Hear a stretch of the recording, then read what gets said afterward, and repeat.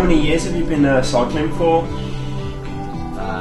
15. Would you say you ever suffer from a serious degree of discomfort in the saddle? Or is that something you're okay with? I get a bit saddle sore. I don't know if I've got the right, and I've got various bikes, and I do get a bit.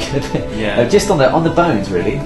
So yeah, that's the kind of predominant one. Now we need to move on to the pre-fit assessments. So basically there's just going to be a few assessments, sort of some off the bench, some on the bench. So if you want to jump off there. Oh wow.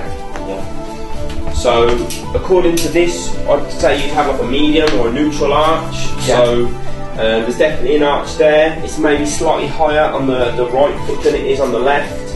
And in terms of knee position, it's pretty good actually, what I call neutral, so there's no major rotation of the knee, and also there's no not knee or bow-legged syndrome either, so... Okay, good to know.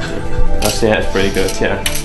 So what I'm checking now is the forefoot angulation, again looking for the varus and the valgus. Okay. So what I have is every feet just sort of shoulder width apart, that's it. Yeah.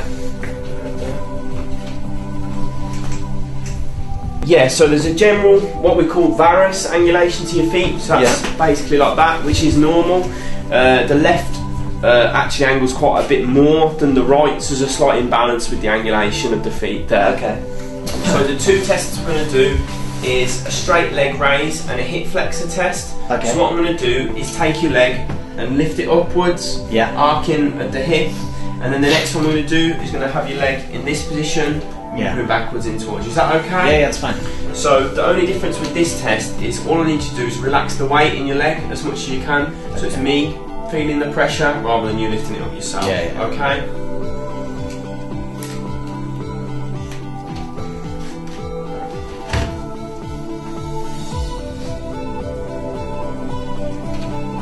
It's a similar test. We're going to have your leg in this position though. Okay?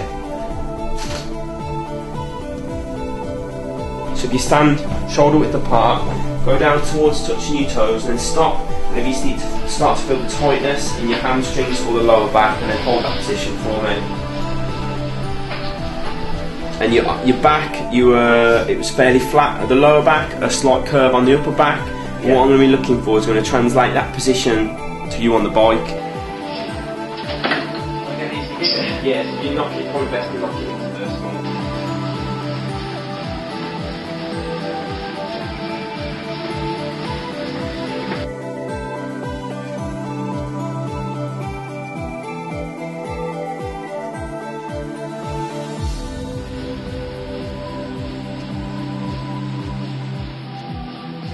One more, that's it. So what we're taking is off the end of the patella, so the bone in the kneecap. So ideally what we want is for this point to line up with this point, so the end of the crank. So you're a bit far forward of that point, so you need to go back on the saddle, so you need to move the saddle backwards. Okay. So now I know that your seat height is correct and the fore and aft is correct, I just want to make sure that you're supported fully by the saddle and that you're not sitting crooked.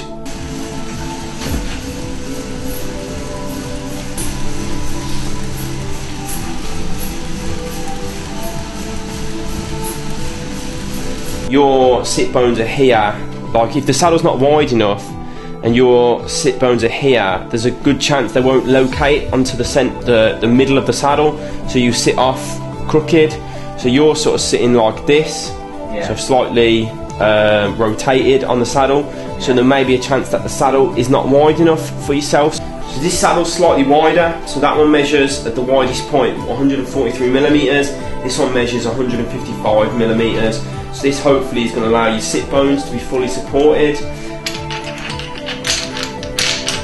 So we're measuring the relative drop between the top of the saddle and the handlebars.